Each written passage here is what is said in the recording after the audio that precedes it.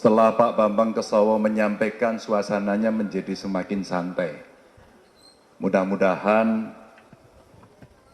apa yang akan saya sampaikan bisa menjadi satu lemparan gagasan pertama yang Bapak Ibu nanti bisa, saya harapkan bisa memberikan feedback. Assalamualaikum warahmatullahi wabarakatuh. Selamat sore, salam sejahtera untuk kita semuanya. Om Swastiastu, Namo Buddhaya, Rahayu. Salam Pancasila. Merdeka. Merdeka. Merdeka. Ibu Megawati yang sangat saya hormati, ditemani Pak Asto dan seluruh jajaran yang sejak tadi pagi kami bersama beliau. Terima kasih sudah berkenan hadir. Teman-teman semuanya dan para senior, guru-guru saya, kakak kelas saya, sahabat saya, Pak Bambang Kesowo ini senior. Prof. Nindyo ini beliau dosen pembimbing saya pada saat saya skripsi.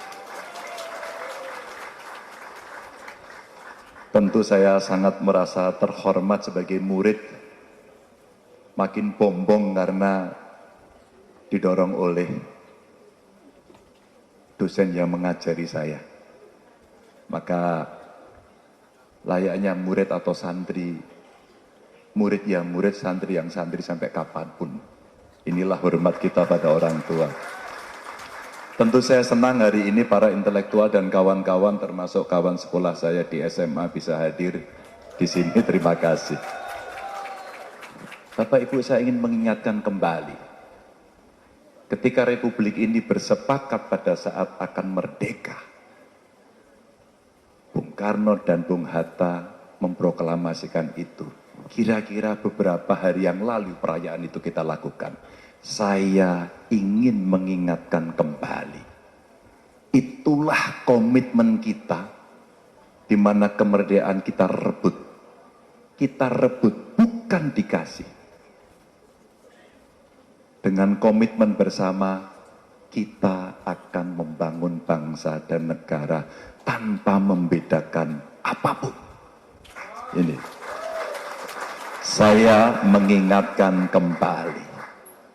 Maka di 1 Juni beliau berpidato, mau pakai apa negara ini berdiri? Apa dasarnya? Filosofi sekronselahnya apa?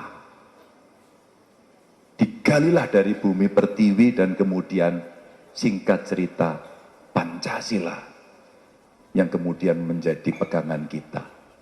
Saya mengingatkan kembali, recall terhadap kondisi perjuangan pada saat itu.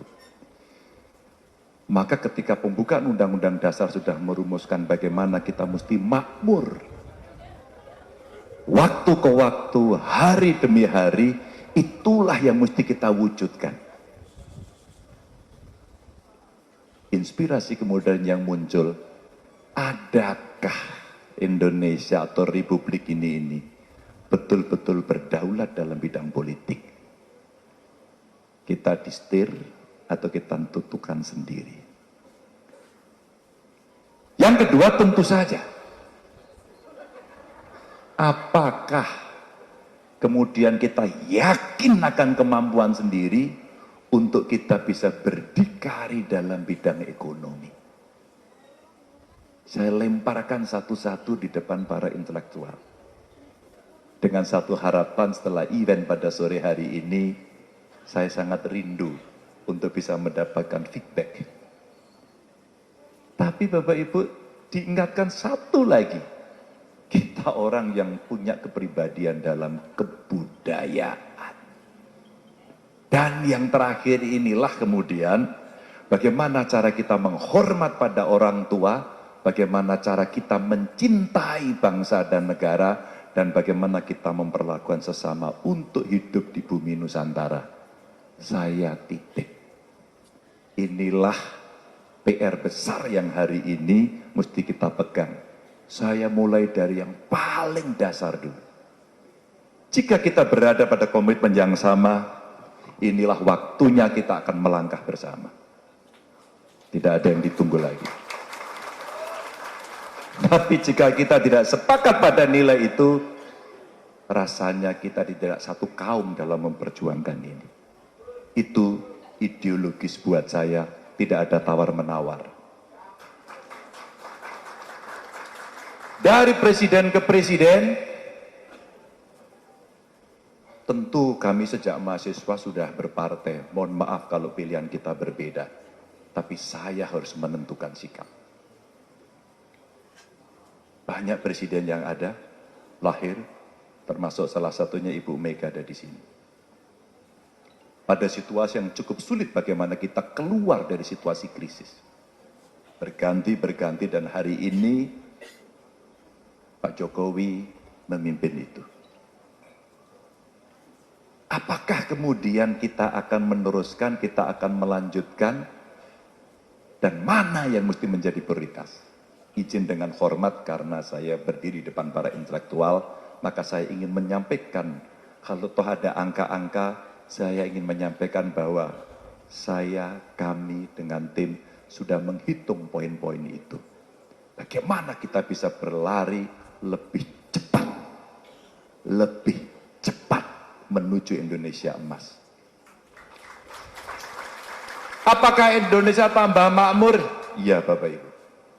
2012 sampai 2022, rasio elektrifikasi kita naik 23, dari 76 ke 99. Saya baca datanya. Apakah kita semakin sehat? Dari 2014 sampai 2021, kita meningkat skornya naik 36,2. Dari 51,8 ke 87.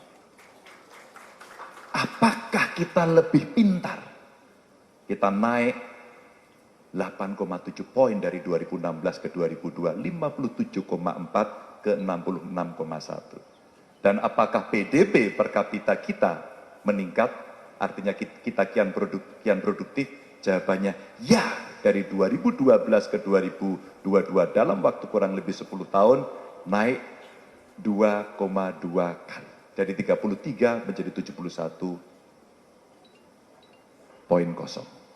Data ini saya sampaikan untuk memproyeksikan kelak kemudian hari di 2045 dalam waktu yang tidak lama 100 tahun, benarkah kita akan menjadi negara terbesar ekonomi keempat atau ketujuh pada pilihan kita masing-masing. Ada 4 hal yang ingin saya sampaikan Bapak. Yang pertama, bagaimana kita menunjukkan Indonesia makmur dengan segala indeks yang sudah kita siapkan. Listrik per kapita umpama 3.500 kW, ya. Porsi kapasitas pembangkit terbarukan 74%,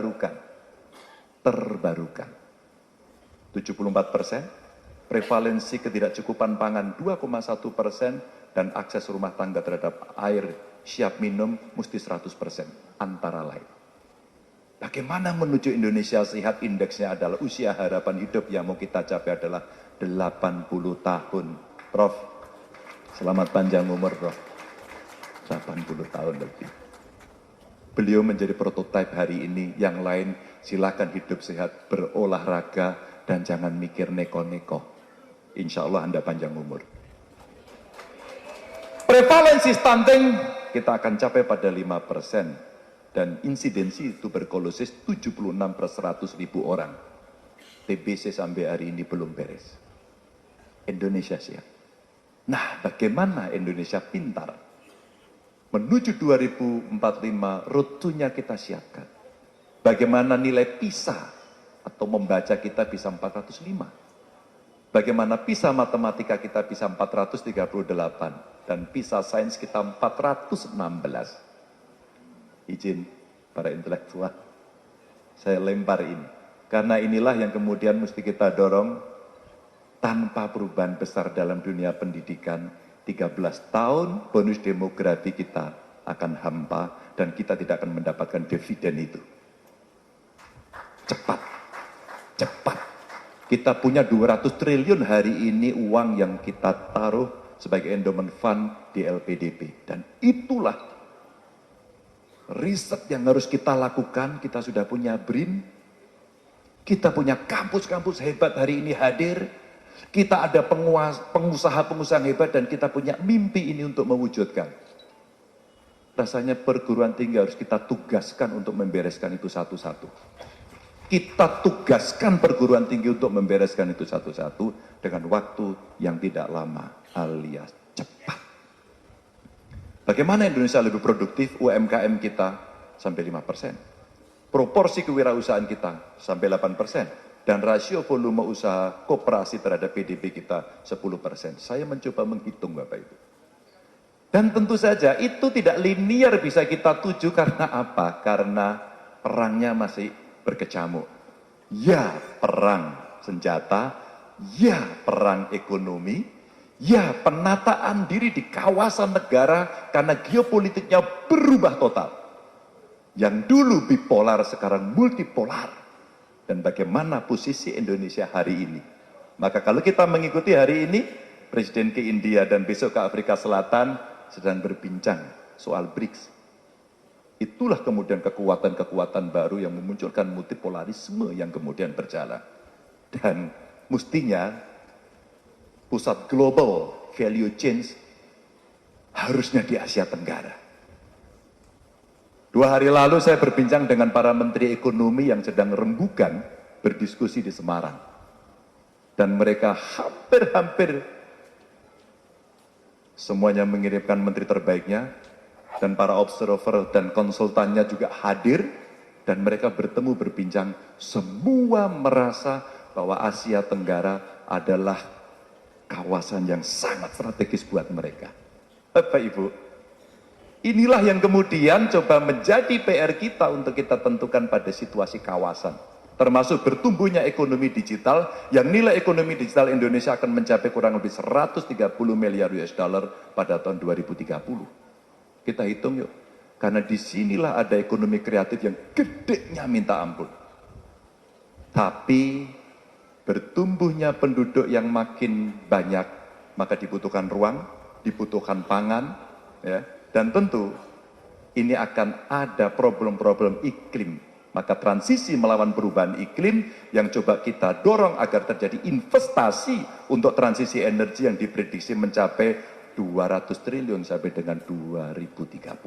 Bapak Ibu, ini investasi yang kita sebar pada banyak industri, ya kehutanan, bagaimana ngolah limbah, dan sumber emisi yang mesti bisa kita kendalikan. Dan terakhir, meningkatnya penduduk kelas menengah yang kita harapkan ini didominasi oleh masyarakat kelas menengah kurang lebih 44%. Serta 64% penduduk yang merupakan tenaga kerja yang sangat produktif. Namun Bapak Ibu, namun cita-cita besar dan kondisi global ini ternyata dirasakan oleh rakyat pada detik ini. Kami, hai pemerintah, kan punya problem. Satu terkait dengan harga bahan pokok. Para ekonom, ilmu baru apa yang bisa kita pakai untuk mengendalikan harga bahan pokok? Kalau kita tidak punya kemandirian dan kedaulatan pangan di Republik ini. Yang hulu hilirnya atau hilirisasi di sektor pertaniannya mesti beres. Adakah kita bisa berpikir, teman-teman di Fakultas Pertanian, agar Indonesia menjadi tempat benih terbaik dunia? Lagi-lagi, hulu hilir dan soal pangan yang tidak bisa kita lemparkan ke negara lain. Ada bantuan sosial karena kita memang harus merawat masyarakat yang tidak mampu, karena yang miskin dipelihara oleh negara. Itulah bunyi konstitusi kita, pasal 34 Undang-Undang Dasar. Tapi ketepatan distribusi bantuan sosial mengacu pada satu data Indonesia mesti beres. Berikutnya adalah bagaimana penciptaan lapangan kerja dan mengurangi kemiskinan. Namun yang terakhir Bapak Ibu, korupsi belum beres ditangani. Inilah yang kemudian kita mesti serius. Penataan kelembagaan, membangun SDM agar kemudian para intelektual untuk bisa mengeksersis ini. Betul-betul. Apakah mulai sejak pendidikan, sejak PAUD barangkali, untuk mempelajari integritas. Inilah dunia perguruan tinggi yang betul-betul kita harapkan. Bapak Ibu, maka untuk itu ada 3 pondasi yang mesti kita siapkan. Yang pertama, bagaimana menggandakan anggaran negara untuk pelayanan yang berkualitas. Seperti Pak Bambang Kesowo sampaikan, berkualitas. Kenapa menggandakan anggaran? Karena on the table ekonomi hari ini harus mulai diperbaiki kualitasnya untuk menjadi on the table ekonomi. Sehingga illegal economic harus kita legalisasi agar kemudian pajak terbayar, pendapatan negara naik, dan apa yang terjadi? Rasio kita dalam konteks pajak harus lebih baik. Yang kedua adalah digitalisasi pemerintahan untuk tata kelola yang jauh lebih baik. Saya kira AI sekarang sudah bisa menjawab hampir semua persoalan. Dan yang ketiga adalah membasmi korupsi untuk mengembalikan kepercayaan rakyat. Tanpa itu kita tidak akan menjadi apa-apa. Bapak Ibu, maka bonus demografi mesti kita dorong betul-betul menjadi dividen, dan itulah menjadi fondasi utama kita bagaimana kita membereskan dengan memanfaatkan 13 tahun periode bonus demografi ini berjalan. Maka tidak ada yang lain.